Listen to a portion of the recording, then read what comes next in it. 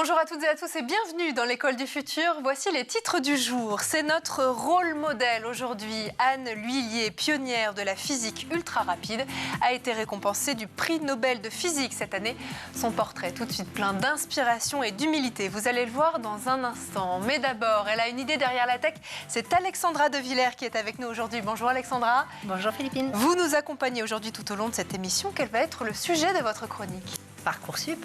Évidemment, puisqu'on est en plein dedans. Mais avant, on est passé de la charrette au TGV, des pigeons voyageurs au SMS et même du Minitel au téléphone portable qui se plie. Mais dans les salles de classe, à part quelques écrans connectés, peu de choses ont l'air d'avoir changé. Et justement, notre invité du jour en a décidé autrement et révolutionne l'enseignement. Nejma Beltim, vous êtes cofondatrice et CPO de Knowledge. Bonjour. Bonjour Philippe. Bienvenue sur ce plateau. Merci beaucoup. Vous allez nous présenter Knowledge dans un instant, juste après le focus. Focus donc sur Anne L'Huillier. Début octobre, on lui a décerné le prix Nobel de physique 2023. Cette chercheuse qui n'en est que la deuxième française à recevoir ce prix est la 5e femme au monde. Pourtant, ce n'était pas gagné d'avance. On le voit tout de suite avec Xavier Terrade. Applaudie à la Lund University en Suède où elle enseigne depuis 25 ans face à ses collègues, Anne L'Huillier n'a pas pu masquer son émotion. Une émotion justifiée car la physicienne franco-suédoise de 65 ans a reçu de son propre aveu la plus prestigieuse récompense, le prix Nobel de physique 2023. Elle est la deuxième française à recevoir la distinction du Nobel de physique 120 ans après Marie Curie et la 5e femme au monde à être récompensée dans cette discipline. Elle était en plein cours quand elle a appris la bonne nouvelle par téléphone. Face à ses étudiants, elle a terminé la séance comme si de rien n'était, en toute humilité. Elle leur a simplement signalé que le cours durerait moins de temps qu'à l'accoutumée à cause d'un emploi du temps inhabituellement chargé. Cette distinction, Anne L'Huillier la partage avec un autre Français, Pierre Agostini, et avec l'austro-hongrois Ferenc Krausz. Le trio de chercheurs a été récompensé pour ses travaux sur l'attoseconde, un milliardième de seconde, des recherches qu'Anne L'Huillier avait expliquées en 2011 au moment de recevoir le prix L'Oréal UNESCO pour les femmes et la science. Il s'agit d'une caméra très rapide.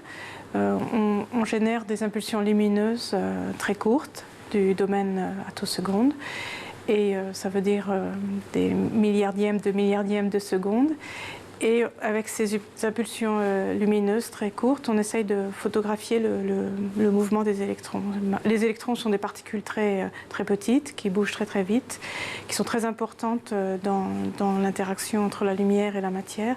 Et donc on essaye de suivre ces processus électroniques dans le domaine temporel.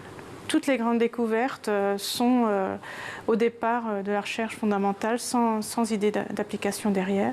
Jusqu'au prix Nobel de physique 2023, Anne L'Huillier a su se montrer patiente puisque ses premières découvertes datent de 1987, juste après sa thèse.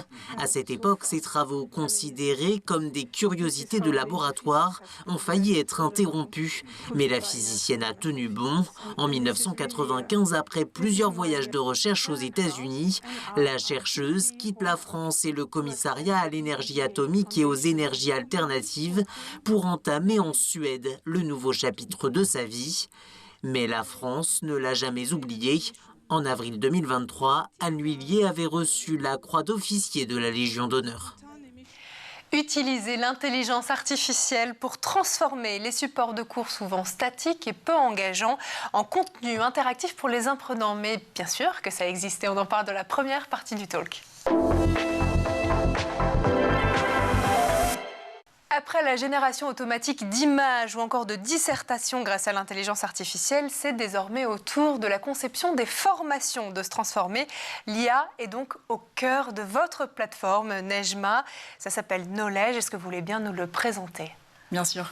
Alors, Knowledge AI, c'est une plateforme à destination des enseignants qui permet de transformer donc, des supports de cours. Ça peut être du texte, ça peut être de la vidéo, aussi un podcast par exemple. et de le transformer en activité interactive en quelques minutes. C'est-à-dire que je suis enseignant, je vous transmets dans ma plateforme mon cours et automatiquement, en quelques secondes, c'est ça, ça se transforme en quel type de contenu? Exactement, donc ça se transforme en quiz, en flashcard. Si vous mettez une vidéo, par exemple sur l'histoire géo, la France pendant la Révolution française, on va avoir une vidéo interactive, des quiz, des glossaires, un résumé, des mots fléchés, des mots mêlés. Et toutes ces activités sont générées donc en quelques minutes et surtout sont complètement compatibles avec l'écosystème numérique des enseignants. Et donc, par exemple, sur la région d'Île-de-France, les enseignants du lycée utilisent la plateforme Elea. Ils vont pouvoir partager ces contenus interactifs sur cette plateforme. Ça s'imbrique parfaitement avec leurs outils et c'est là aussi votre vraie différence. On peut s'en servir de la maternelle à l'université? Alors aujourd'hui, on s'en sert du lycée jusqu'à l'enseignement supérieur. Ça peut être aussi utilisé au collège. L'enjeu, c'est d'avoir un écosystème numérique aussi pour pouvoir utiliser la plateforme. Votre équipe a présenté votre premier prototype en février 2020 sur le salon Learning Technologies et a rencontré beaucoup de succès à ce moment-là. Mais c'est aux États-Unis, à San Diego, que tout s'est un peu bousculé il y a quelques mois, en avril dernier, lors du sommet de l'éducation ASU+GSV. Qu'est-ce qui s'est passé sur place pour vous? Alors, on a eu la chance d'être sélectionné, d'être finaliste donc dans le top 20 à la GSV Cup, c'était parmi 900 startups. Et donc, on a représenté la France, on a pitché notre solution. Vous étiez les seuls Français, d'ailleurs. Et oui, nous étions les seuls Français.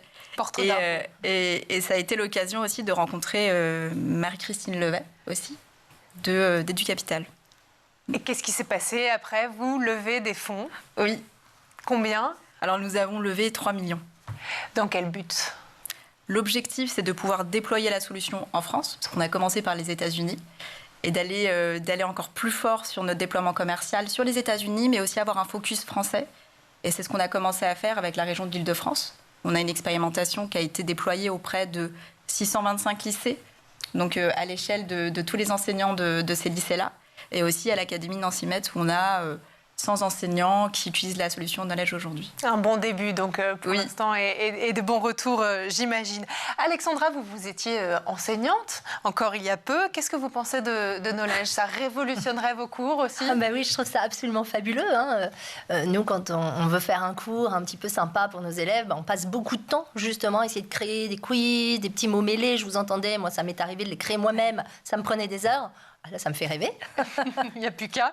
On peut lire sur différents articles qui concernent Knowledge que votre intelligence artificielle, celle que vous avez développée, est une IA éthique, déontologique même. Ça veut dire quoi, une IA éthique? Alors, ce qu'on entend par IA éthique et déontologique, c'est que dans le développement du produit, on est dans une démarche éthique, dans le sens où on va accorder beaucoup de liberté, de contrôle et d'autonomie à l'utilisateur final, qui est ici l'enseignant, pendant son l'usage avec l'outil. Concrètement, comment est-ce que ça se traduit? Par exemple, dans l'interface utilisateur, l'enseignant a la main sur ce qui a été généré à tout instant. Donc, il peut interagir avec la production de l'IA, modifier, l'affiner, l'ajuster autant qu'il le souhaite. Et un deuxième élément qui est extrêmement important, c'est qu'on ne part pas d'une page blanche. L'enseignant sélectionne avec soin la source de référence qu'il va ensuite analyser et transformer en contenu interactif. Pourquoi est-ce que c'est important? Eh bien, on évite les hallucinations en faisant ça. Donc, on est dans le contrôle de ce qui a été généré par l'IA, qui ne va pas aller chercher des informations à l'extérieur, sur le web, qui va se concentrer sur le contenu de référence qu'a utilisé l'enseignant en entrée. C'est ce que vous appelez une hallucination. C'est un nouveau mot, un gros mot de la tech. Alors, hallucination, c'est vrai que alors, pour définir ce terme, c'est tout. Aujourd'hui, quand on utilise ChatGPT, on a des réponses. Des réponses qui sont très belles, très jolies, et puis sur le plan de la syntaxe, c'est parfait. Donc, c'est des réponses qui sont potentiellement fausses, mais qui paraissent plausibles. C'est ce qu'on appelle les hallucinations. D'accord. Plein de mots spéciaux de l'intelligence artificielle. On apprend plein de choses sur ce plateau. Comment vous arrivez justement à vous assurer, parce que vous savez que c'est le débat autour de l'intelligence artificielle dans l'éducation en ce moment, notamment auprès des enseignants, la véracité des contenus pédagogiques que vous proposez, c'est facile de les vérifier avant de les proposer aux enseignants? Eh bien, dans la mesure où ils sont dans le contrôle de la source qu'ils souhaitent analyser, on évite justement des problèmes de paternité autour du contenu, des problèmes d'hallucination ou de véracité, parce que c'est eux qui sélectionnent. Donc généralement, par exemple, sur l'enseignement supérieur, on a des enseignants qui se filment pendant un cours et qui vont ensuite injecter ce cours dans la machine Knowledge. qui va en créer des interactivités. Vous diriez donc que la clé pour une utilisation saine et maîtrisée de l'intelligence artificielle dans ce secteur spécifique de l'éducation, c'est d'en laisser le contrôle aux enseignants? Absolument. Ça fait partie, c'est au cœur en fait de l'expérience utilisateur avec l'IA, et surtout les amener à travailler avec nous dans la conception du produit. C'est ce qu'on a fait nous au tout début. On a eu 25 000 bêta-testeurs, donc d'enseignants, qui nous ont accompagnés pendant la conception du produit. Et c'est comme ça qu'on a pu aussi apporter une expérience utilisateur qui fait sens pour eux. Pour vous, l'intelligence artificielle, c'est donc une véritable opportunité pour l'éducation nationale, pour se réinventer? Ouais. Oui. On a pu... en fait, une façon de voir si c'est une opportunité ou pas, c'est de regarder l'adoption et l'acceptation de la technologie. Et ça, on l'a vu très clairement, justement, lors du onboarding. On a fait une séance avec l'Académie Nancy-Metz. Et on a rassemblé pendant une après-midi des enseignants, donc les 100 enseignants. Et en l'espace d'1 heure, on a pu leur présenter la solution. Ils ont pu créer un compte, analyser un premier document et puis le partager à leurs élèves en l'espace d'1 heure. Donc l'acceptation et l'adoption a été très forte. Et ça, c'est assez clé et très, très révélateur de l'impact sur les enseignants. On l'imagine effectivement. Alexandra, vous, encore une fois, enseignante, on parle d'acceptation, d'utiliser l'intelligence artificielle au sein même des salles de classe. Est-ce que c'est quelque chose qui vous fait peur, cette intelligence artificielle? Non, pas du tout. Elle ne me fait pas peur. Et surtout, quand on est enseignant, il faut avoir conscience que les élèves vont l'utiliser. Donc je pense que la clé, c'est vraiment de ne pas se dire « moi, je ne veux pas en entendre parler », parce qu'il va falloir faire avec. On en fait peut-être un plat pour pas grand-chose. Je me souviens à l'époque, l'arrivée des moteurs de recherche dans les écoles ou même des calculatrices que vous avez connues où tout le monde se disait mais non, mais tout le monde va tricher, etc. En fait, peut-être que le sujet, il est beaucoup plus simple que ça. Alors, Nejma? Oui, je pense qu'on n'a pas attendu les intelligences artificielles pour tricher. Ça donne forme à C'est sûr. Voilà, donc il y a une nouvelle forme de plagiat qui est possible. Je pense que ça amène surtout à s'interroger sur comment est-ce qu'on interroge les élèves, comment est-ce qu'on enseigne. Et on parle beaucoup d'apprendre à apprendre, mais qu'est-ce que c'est qu'apprendre à apprendre? Est-ce que c'est véritablement se contenter à des dissertations? Est-ce qu'il n'y a pas autre chose qu'on pourrait faire aussi au sein des classes pour amener à apprendre différemment et pas seulement évaluer pour performer? Ce que vous apportez aussi, justement, dans le apprendre à apprendre dont vous parlez, c'est apprendre par le jeu, par la gamification, par d'autres manières d'apprendre. C'est ça qui fait votre différence aussi. Absolument. On est beaucoup sur de l'apprentissage dit formatif, c'est-à-dire qu'on va s'évaluer pour apprendre et pas seulement s'évaluer pour performer. Aujourd'hui, dans le système éducatif français, on est quand même dans cet objectif de performance, avec le bac, etc., où il faut performer. Ce qui éloigne beaucoup les élèves de cet objectif d'apprentissage qui est essentiel pour justement la transposition dans des situations nouvelles et surtout pour la réussite future de ces élèves et de ces étudiants. Et donc, il est clair qu'au niveau de l'apprentissage, il faut apprendre. Et apprendre, c'est aussi prendre le temps, s'auto-questionner, mémoriser, ne plus avoir peur de l'erreur, bien au contraire, repositionner l'erreur pour venir consolider ses apprentissages. Valoriser l'erreur, c'est peut-être là la clé de l'enseignement en France. Merci beaucoup en tout cas Nejma. On va continuer à évoquer ce sujet ensemble, mais si vous voulez bien, d'abord, on va faire un tour du côté de la planète tech. Images, vidéo, c'est le Zap et c'est l'œil d'Edouard Deniau.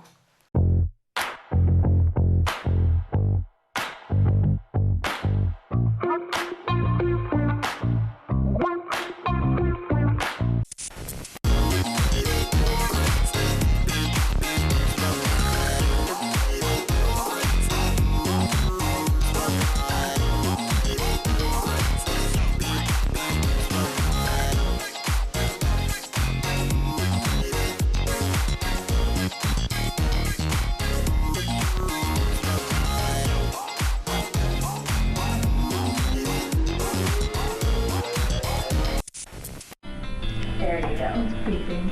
So now technically your device is on. Can you tell?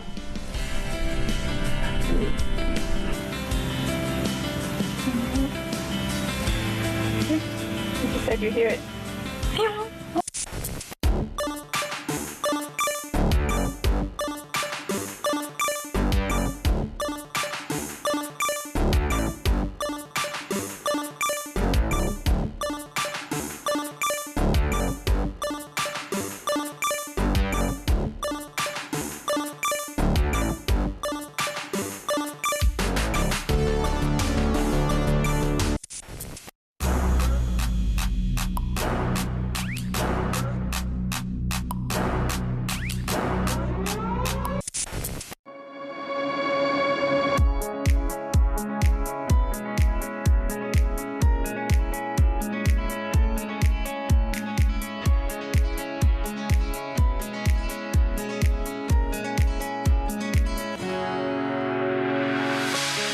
sun lays so brightly up in the summer sky.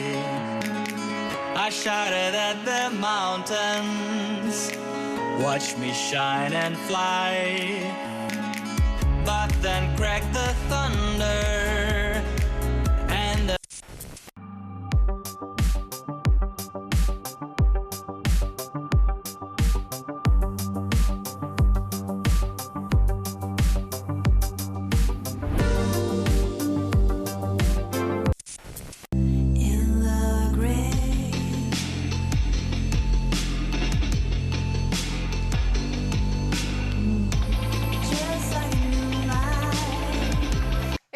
toujours sur le plateau de l'École du Futur et en compagnie de notre invitée Nejma Belkdim, la cofondatrice et CPO de Knowledge. Nejma, juste avant de reprendre nos discussions passionnantes sur l'intelligence artificielle dans l'éducation, on va laisser place à la chronique d'Alexandra De Villers qui a une idée derrière la tech.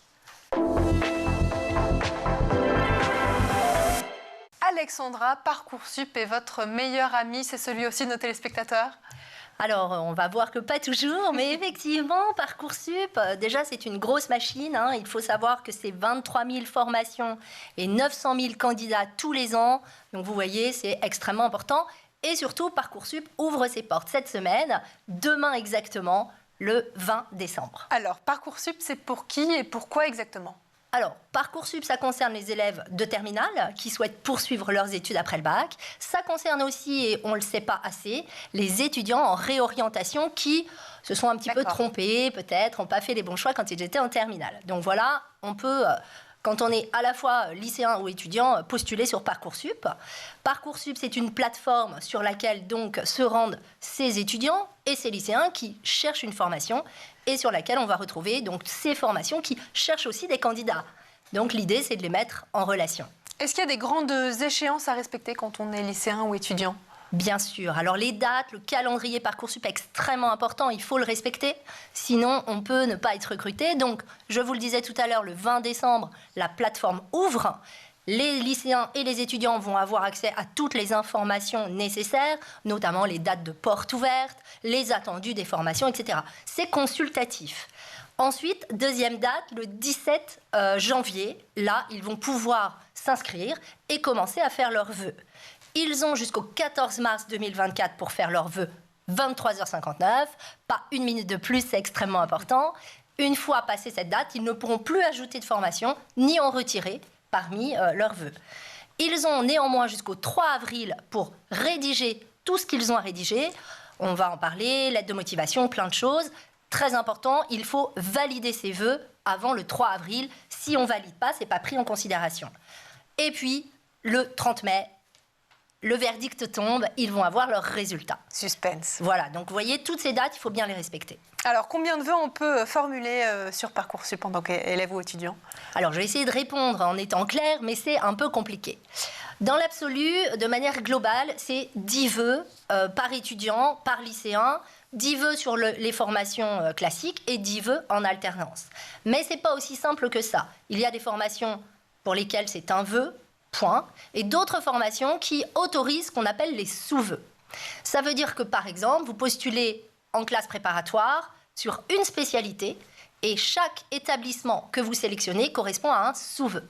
Donc ça concerne les classes préparatoires, comme je viens de le dire, les BTS, les BUT, et on a donc le droit à 10 vœux, 10 sous-vœux par formation, mais 20 sous-vœux au total. On ne peut pas faire 10 vœux et 10 sous-vœux, soit 100 vœux, ça n'aurait absolument pas de sens. D'accord. Et la règle est effectivement la suivante, 10 vœux et 20 sous-vœux maximum pour toutes les filières. Je crois qu'il existe aussi des vœux groupés sans sous-vœux pour le coup. Pour compliquer encore un peu plus la chose. Voilà, il ne faut pas non plus que ce soit trop simple pour les lycéens et les étudiants. Il y a aussi des vœux groupés qui ne comptabilisent pas les sous-vœux. C'est-à-dire que vous pouvez postuler, par exemple, un concours qui propose plusieurs écoles, et là, vous pouvez prendre autant de parcours que vous voulez. C'est le cas des écoles de commerce post-bac, des concours Access, des concours Sésame, des écoles d'ingénieurs aussi, Avenir, Puissance Alpha, etc. Et la licence PASS, médecine, qui permet aux étudiants, en Île-de-France seulement, de postuler à toutes les licences PASS de l'Île-de-France. Il y en a plus de 30. Voilà comment ça marche. Effectivement, c'est pas toujours simple. Effectivement, c'est un peu compliqué, mais vous êtes là justement pour éclaircir, nous, en plateau, et puis nos téléspectateurs sur ce sujet de Parcoursup. Alors, comment on s'y fait quand même pour s'y retrouver dans cette jungle de Parcoursup? Alors, effectivement, hein, vous le voyez, les vœux, c'est pas très simple. Et surtout, il n'y a pas une règle précise. On ne peut pas faire une sorte de mode d'emploi avec tous les cas, parce qu'il y a trop de cas particuliers. Donc, le conseil que je donne aux lycéens, aux étudiants, c'est vraiment dès l'ouverture de Parcoursup. C'est-à-dire dès qu'ils pourront s'inscrire à partir du 17 janvier, de bien aller voir sur Parcoursup et puis bidouiller, entre guillemets, c'est-à-dire cocher une formation, regarder si ça compte en un vœu, des sous-vœux, etc. C'est de la pratique Parcoursup. Il faut prendre du temps. Voilà, c'est vraiment ça qui est important pour les lycéens. Alexandra, vous dites aussi très souvent sur ce plateau que Parcoursup est votre ami. C'est un peu de la provoque, non? Oui, effectivement, j'aime bien dire vous ça. Aimez bien. Oui, ça me plaît de dire que Parcoursup est mon meilleur ami parce que déjà, j'y vais tous les jours, plusieurs fois par jour. Donc, on se connaît bien tous les deux. Et puis je dis ça parce que Parcoursup est tellement décrié par les médias qui expliquent que c'est horrible, que les familles cauchemardent, que vraiment Parcoursup, ça broie du lycéen. Voilà, je suis pas d'accord. Déjà, petit rappel, ma génération, quand on avait notre bac, on courait à la fac, on faisait la queue pendant des heures pour avoir une place. Il y a même des familles qui campaient la veille pour être sûres d'avoir des places. Ok, Parcoursup, c'est quand même très confortable. Il faut pas oublier aussi que 76% des lycéens étaient satisfaits des propositions qu'ils ont reçues en 2023 et qu'il n'y a que 3% des candidats qui n'ont aucune proposition d'admission. Donc vous voyez, c'est sur ces 3% que les médias s'acharnent en fait. Hein. Il faut savoir aussi que ces 3% de lycéens qui n'ont pas d'admission, c'est souvent parce qu'ils n'ont pas fait de bons choix. Hein. Si on sait utiliser la plateforme, si on vise juste, je dis toujours ça, Parcoursup, il faut viser juste, ni trop bas, on a des propositions d'admission. Et ben voilà, vous savez quoi faire. Donc ça commence dès demain, Alexandra. Exactement, première ouverture étape demain. Et ben voilà, merci beaucoup en tout cas Alexandra de nous avoir éclairé sur ce vaste sujet, effectivement un petit peu complexe, mais vous êtes là pour nous aider et y voir un peu plus clair. Nous, on va lancer la deuxième partie du talk tout de suite. Dans l'univers, vous le savez, en constante évolution de l'éducation, la réalité virtuelle émerge comme un catalyseur puissant, offrant des expériences pédagogiques innovantes. Et on continue d'en parler avec notre invitée Nejma Belktim, cofondatrice et CPO de Knowledge. On en parlait juste avant, effectivement, l'arrivée de l'intelligence artificielle dans l'éducation, ça bouscule à peu près tous les secteurs, notamment celui, vous venez de nous le présenter, de la création des cours, apprendre à apprendre et apprendre différemment aussi. Vous nous en avez parlé. Il y a un autre métier qui change aussi, c'est celui de l'enseignant. Ils étaient, Alexandra le disait rapidement en préparant l'interview tout à l'heure, les détenteurs du savoir. Oui. Là, aujourd'hui, le savoir, il est partout. C'est ça. Qu'est-ce que ça change pour eux? Alors effectivement, je pense qu'ils sont toujours détenteurs du savoir. Néanmoins, ce savoir, c'est la façon de le transmettre qui évolue aujourd'hui et qui est obligé d'évoluer. Et donc, pouvoir créer justement des activités interactives de façon automatique va leur permettre aussi de passer plus de temps en classe, à être plus proche de leurs élèves et en interaction directe avec eux, dans un échange qui est différent de « j'ai l'autorité, j'ai le savoir, je transmets » et ça s'arrête à là. On n'est plus là-dedans. Maintenant, il faut de l'interaction. Il faut faire beaucoup de professeurs font des ateliers en groupe en classe où ils amènent aussi les apprenants à travailler entre pairs. Et c'est clé pour l'apprentissage. C'est ce que vous faisiez, parce qu'on ne l'a pas dit, mais vous étiez enseignante encore il y a peu. C'est ce que vous faisiez aussi dans vos propres cours? Absolument. Je faisais pas mal d'ateliers sur des projets de groupe où en fait, je les amenais à appliquer ce qu'ils avaient, eux, travaillé en fait, à la maison. Je faisais pas mal d'activités interactives que je transmettais aux apprenants avant qu'ils viennent en classe. Et ensuite, en classe, l'idée, c'était réellement, sur un projet très concret, de transposer tout ce qu'ils avaient appris à la maison avec leurs camarades. Alexandra, vous aussi, vous avez eu une manière un petit peu différente d'enseigner l'économie à la maison, n'importe quoi, à l'école, mais aussi à la maison, quelque part, puisqu'on s'est connus quand moi-même j'étais au lycée, et vous enseigniez l'économie d'une manière complètement différente. On devait créer son entreprise de manière fictive. Vous pouvez nous en parler rapidement? C'est une autre manière d'apprendre aussi. Oui, bien sûr. Alors, vous avez tout à fait raison. On avait monté dans notre établissement un atelier création d'entreprise. Et c'était fabuleux parce que ça change complètement les choses. C'est-à-dire que les élèves ne sont pas assis en train d'écouter un prof qui délivre les savoirs, mais apprennent en faisant. Et on le sait, c'est extrêmement puissant. Et je pense qu'en sortant de cet atelier, ils ont appris énormément de choses, beaucoup plus qu'en écoutant le prof pendant des heures. Donc oui, je suis persuadée de ça. Vous commencez, Nejma, dans le monde académique avec Knowledge, mais on peut aussi y voir des applications dans le monde professionnel, des formations en entreprise, par exemple. Ce sont des secteurs que vous souhaitez adresser très prochainement ? Alors oui, on a d'ailleurs commencé aussi avec des partenaires dans le milieu corporate, donc dans les entreprises, avec Bouygues Construction, on a travaillé avec La Poste aussi. Et donc ça nous a permis, là encore, d'améliorer le produit et de proposer des contenus qui font sens pour les employés. Il y a ce qu'on appelle, il y a les métiers je ne sais pas comment le dire en français, mais de bureau. Donc les personnes qui sont face à un écran toute la journée, mais il y a aussi beaucoup de personnes qui travaillent à l'extérieur, sur le terrain, et ces personnes-là, il faut les former. Et donc, c'est pour les entreprises aussi clé de pouvoir former très rapidement à tous les niveaux de l'entreprise sur des thématiques clés.